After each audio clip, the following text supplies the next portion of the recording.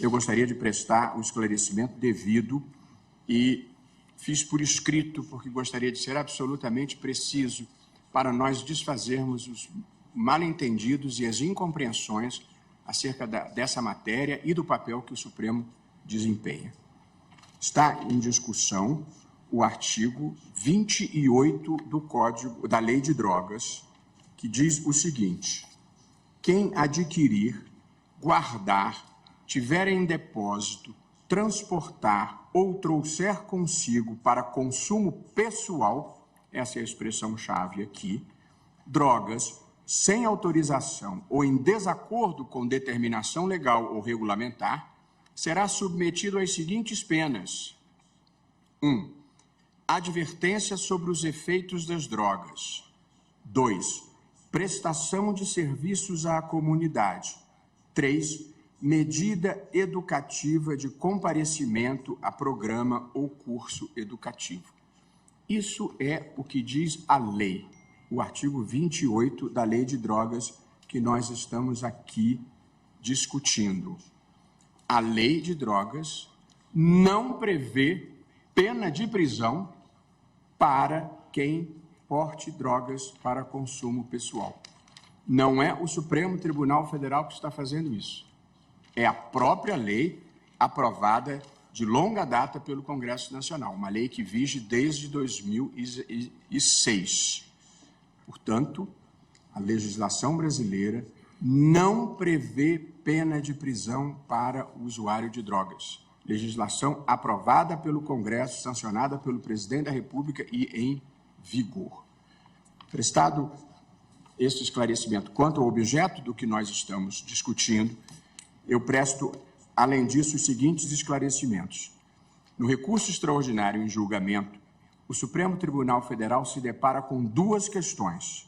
Em primeiro lugar, está em discussão se, após a despenalização realizada pelo Congresso Nacional, despenalização significando que não tem pena de prisão, o porte de maconha para uso pessoal, essa é a primeira questão, deve ser tratado como crime, punido com medidas penais, ou como um ilícito a ser desestimulado com sanções administrativas, como essas que eu acabo de ler e que constam do artigo 28.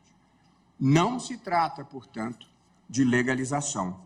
O consumo de drogas ilícitas no Brasil continuará a ser ilegal.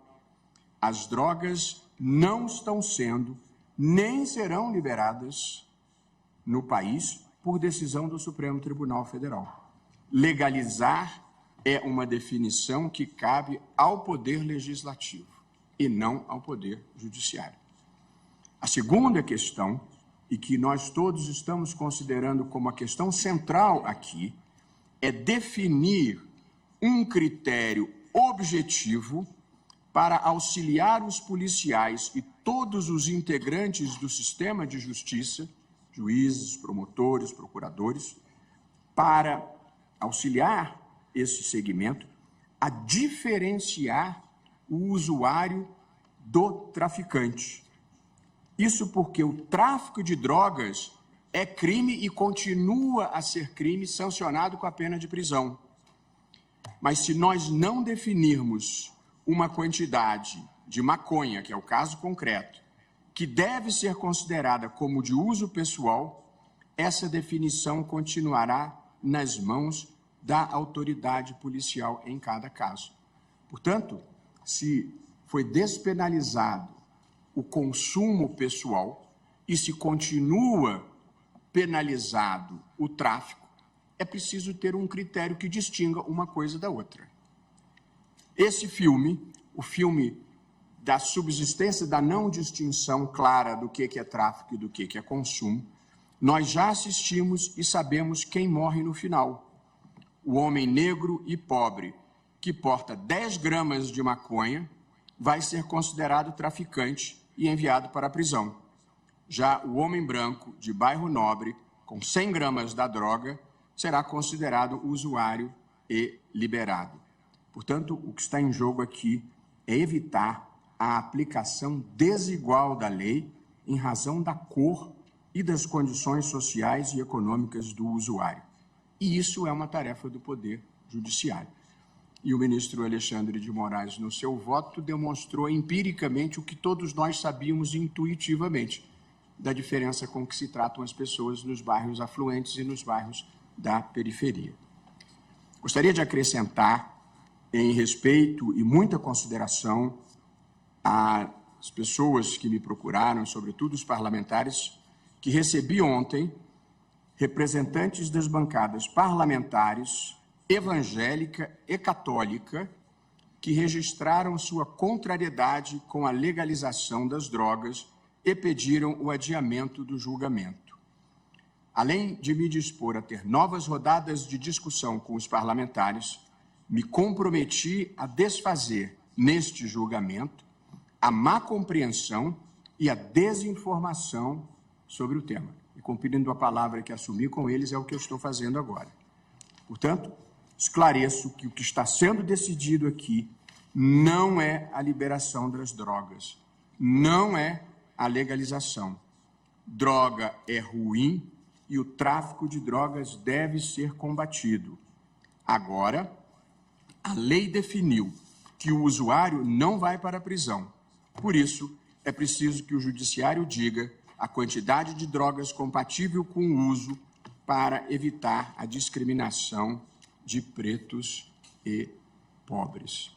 Portanto, é disso que nós estamos tratando aqui.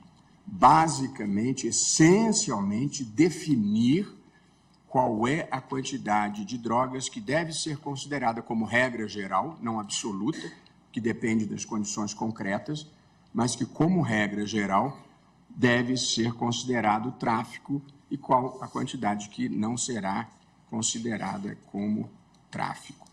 E aqui eu concluo, prezados colegas, senhores advogados e o público que nos assiste, dizendo que esse debate que nós estamos fazendo aqui, ele tem implicações muito profundas. A questão das drogas, como disse, é uma questão divisiva em todo o mundo, pelas dificuldades em enfrentar o problema. Na minha visão, que penso compartilhada pela maioria do tribunal, mas ouviremos cada um, eu gostaria de deixar assentadas as premissas fáticas e filosóficas da minha compreensão, que está alinhada com a posição majoritária que vem se delineando. A primeira dessas premissas fáticas, para deixar claro e inequívoco, drogas é uma coisa ruim. Drogas ilegais são uma coisa ruim. Eu tenho 2 filhos que foram educados numa cultura de não consumir drogas e não desejaria isso para nenhuma família. O consumo de drogas ilícitas tem efeitos potencialmente deletérios e, por isso, o papel do Estado e da sociedade deve ser, 1, desincentivar o consumo, tratar os dependentes e combater o tráfico. O que nós estamos procurando fazer é encontrar a maneira mais eficaz de lidar com esse problema, de modo a proteger a saúde pública e diminuir a violência associada ao tráfico. A segunda premissa é a de que a guerra às drogas fracassou. Esse é um fato. Desde a década de 70, adotou-se uma política dura de repressão à cadeia de produção, distribuição e fornecimento de drogas ilícitas, assim como ao consumo. Foram despendidos bilhões de dinheiros com o enfrentamento policial e militar das drogas, com dezenas de milhares de mortos e centenas de milhares de pessoas encarceradas.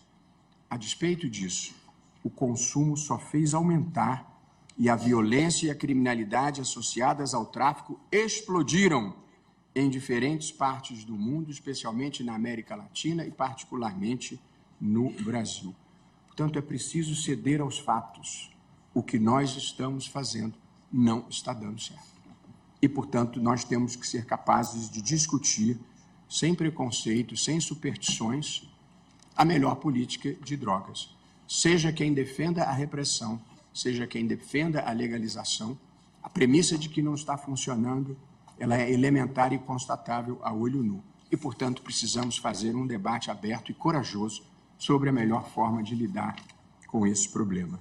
E a terceira premissa é que a política de repressão total não tem sido capaz de realizar o objetivo maior, que é a proteção da saúde pública.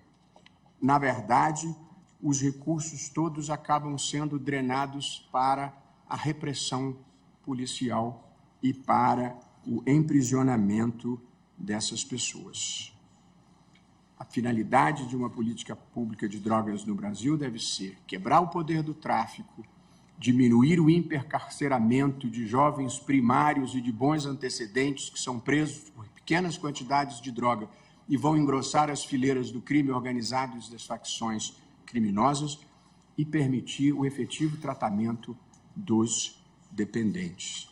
Portanto, prezados amigos, prezados colegas, prezados advogados e público em geral, vou usar uma expressão cara ao ministro Gilmar Mendes, é disso que se trata. Nós não estamos discutindo legalização, nós não estamos modificando os atos normativos editados pelo Congresso, nós estamos essencialmente dizendo qual a quantidade que separa porte pessoal do tráfico.